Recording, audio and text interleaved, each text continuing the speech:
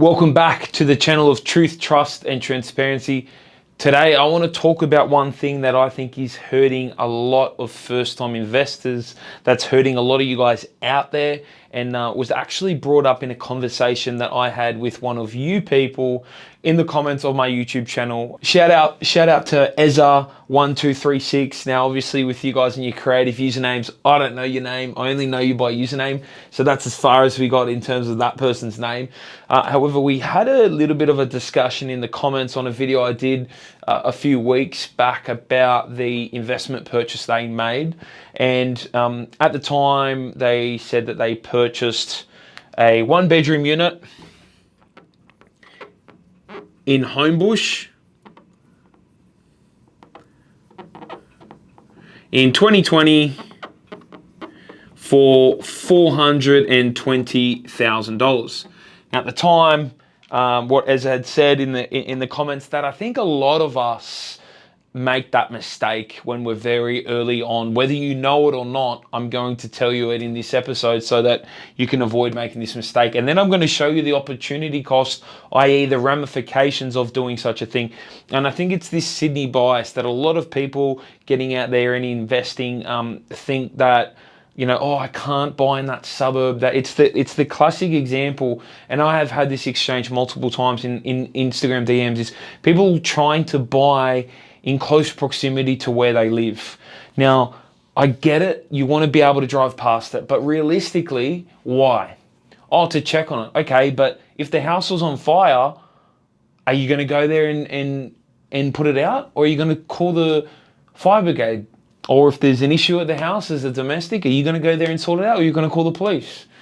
Is the property insured? Yes. So it should not be within a close proximity to you. It doesn't need to be within a close proximity to you. Out of the 15,000 suburbs in Australia, in my opinion, the chances of the investment, the best suburb for you to invest in, for your budget, for your time frame, for your goals, is likely not going to be the exact same suburb that you're living in currently. Sorry to tell you that, guys, but it's the truth. Now, we take Ezra's example, and I'm going to call this episode the opportunity cost. Now, the worst decision you could have made is not buy at all and just sat on your money and done nothing. But you need to be careful, especially in Homebush, especially with units. There's a lot of people that have been selling out. I've got people that I've worked with that have had property in Homebush and even Westmead units where after 10, 15 years of ownership, they're selling out, and that property they're just trying to break even on costs, not to factor in so many other things. So I'm going to run through the details that we know from Ezra's situation, just so you guys can get a handle on the sitch. So 2020 bought for 420. Now 5 years later is worth 510. Okay, making there a equity uplift of $90,000. $90,000. Now, to Ezra's particular credit, bought in Sydney, this is all I could afford, all those sorts of things. Said, yeah, I've bought it, it's went up, do I exit it? And the property is about $15,000 apparently, 15K positive.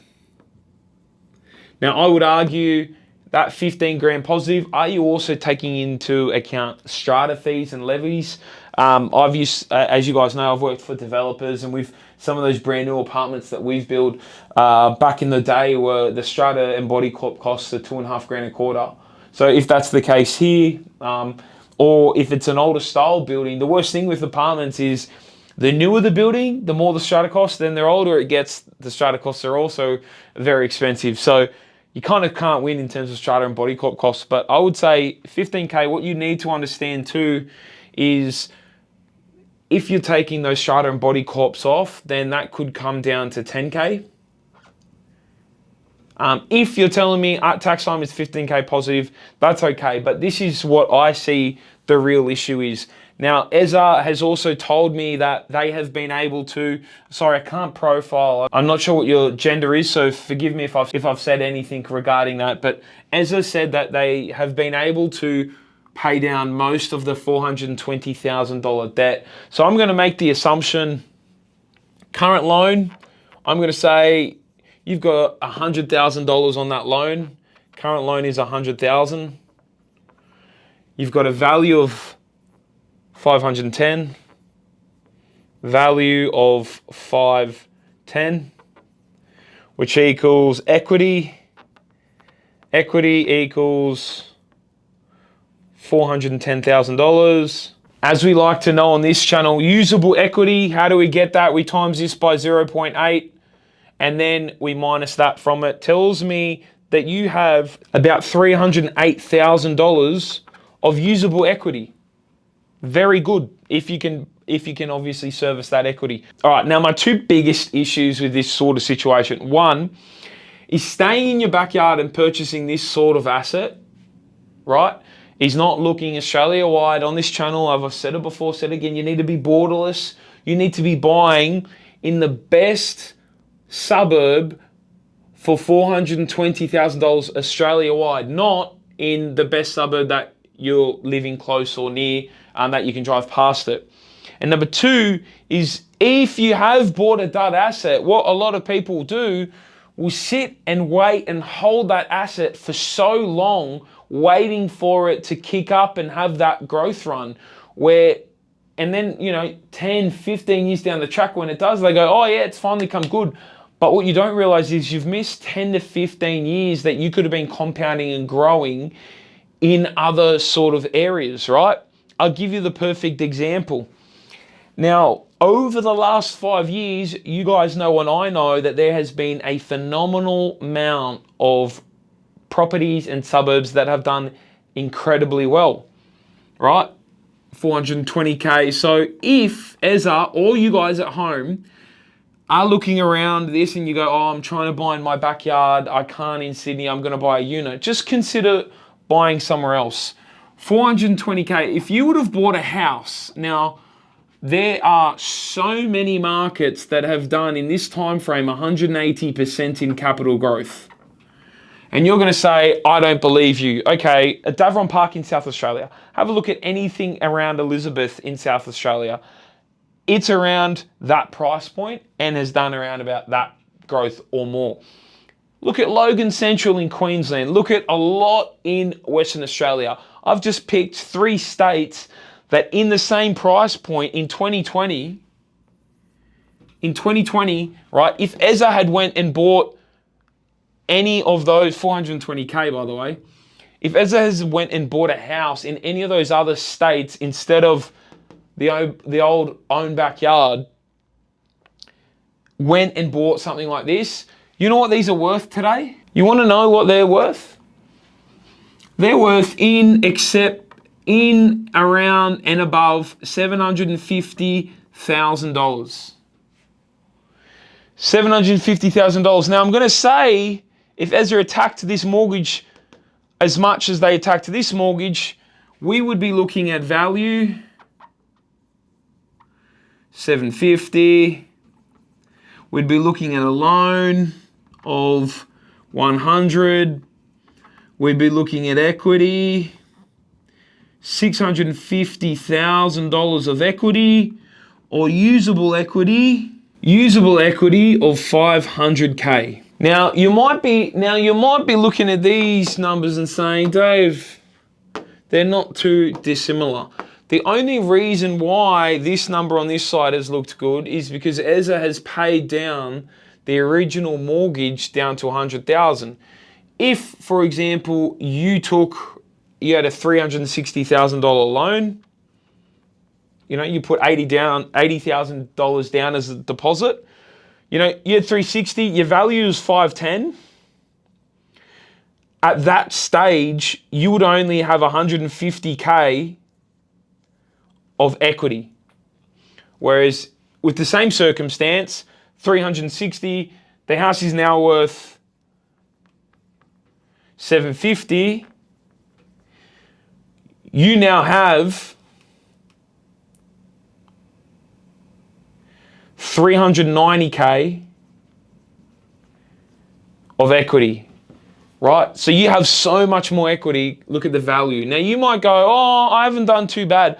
But the opportunity that you've missed out on is, and you'll remember from my other videos, guys, is how about $100,000 can get you into a market for a property based around $50,000. So 12% deposit, stamps, and all those sorts of things. You can usually get into a 550 grand purchase, 12% deposit and other costs for about 100 grand. With this, you could have went 1, 2, 3, 4, 5, and you had property 6. Whereas here, you could just go keep that 1 and just have 1, 2, 3, 1, 2, 3, 4. So you have over a third larger property portfolio, and to blow this out in an extra sort of layer of detail, if I say all these are worth 500K, like I have, my total portfolio here is 1 mil, 2.5 plus my 750 is 3. So my total portfolio here is 3.25 mil, right? Remember that figure. Over here, its value is 2 mil, 2,010,000. Do we agree? That's $500,000 each. Let's just say 500, 500, 500. That's 1.5 plus the original value is 2,010,000. So look how far apart we start to get. My portfolio, let's just say for the people at home, if my $2 million portfolio grows by 10% in a year, here I make 200 grand, right? If my portfolio here grows 10%, I make 325 grand. And as you know from my previous videos, that grows out, that grows out, that grows out, and that starts to get a lot different. It starts to go like this way, like that.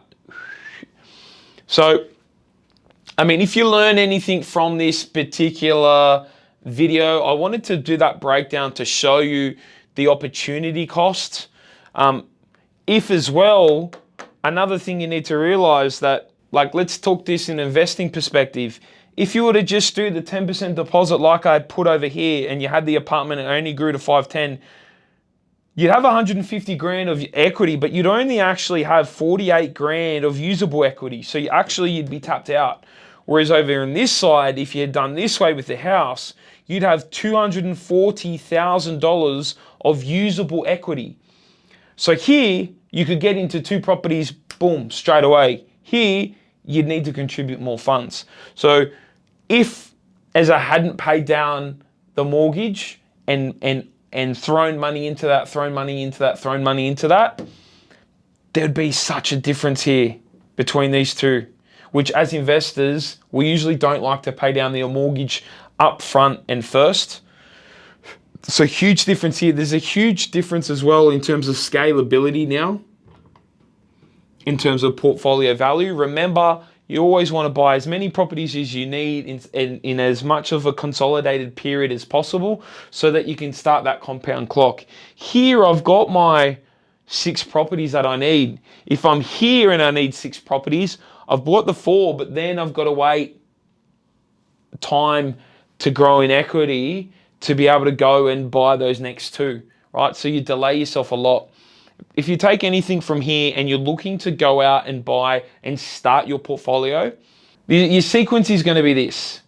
Talk to your mortgage broker, right? Talk to your mortgage broker, get an understanding for what you can borrow, put a plan together, right? And then after you have both of those two, that should inform you what you're buying, at what price, how many properties you need. That's what we do with our members, is that we go in and go, look, yeah, you want the 150K and we will pro rata that for 20 years time with inflation adjusted. Okay, well, you've done that by 4 or 5 properties. And if you've already got 1 or 2, or if not, you need to buy 4 or 5 properties, let's get them done and out of the way as quickly as possible. This particular circumstance. So if you take anything away, that's how you should be moving through things. Don't just buy in your own backyard because because you want to drive past it, because you want to visit it, any of that stuff. Once you've owned it for a few years, trust me when I say this, you forget about it until you get an email. And honestly, no email, no calls.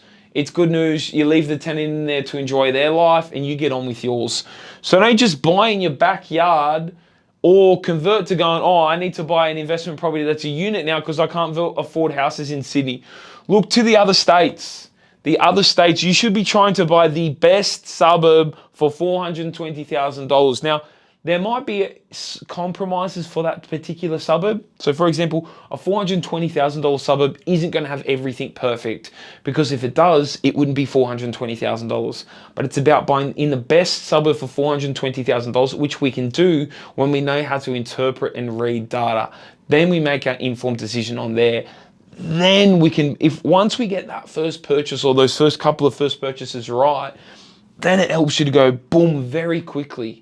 Right? So one, don't buy in your own backyard. Two is going to be so you can read data. Two is going to be a borderless investor and buying the best suburbs to suit that budget. And three is just because you've bought it in this particular circumstance here, if we're not paying it down, which as investors we don't, doesn't mean you should hang on for it for 15 years for it to do nothing. Don't paralyze your portfolio by holding on to a dud performing asset where you've missed out on the opportunity to go enter markets like that. That's my learning from today. As always, YouTube tells me a lot of you guys that watch my video, a lot of the 30 or 40 people that watch my video aren't subscribed yet. I'm trying to get to 2,500 subscribers by the end of the year. May have bitten off more than I can chew, but I'll let you know in a few months' time. So if you're watching this and you got some value from this video, I would appreciate if you subscribe. Hit the comment button. If you've got any questions, put them in. I'm happy to do a bit of a detailed video like this to help you out, to give you guys a bit of a understanding, a bit of an education around it. And as always, guys, I will see you tomorrow. I'm posting every single day for as long as I can. It's killing me at the moment, but once I see that subscriber rate start to tick up, it makes it all worthwhile. So as usual, I'll see you guys tomorrow.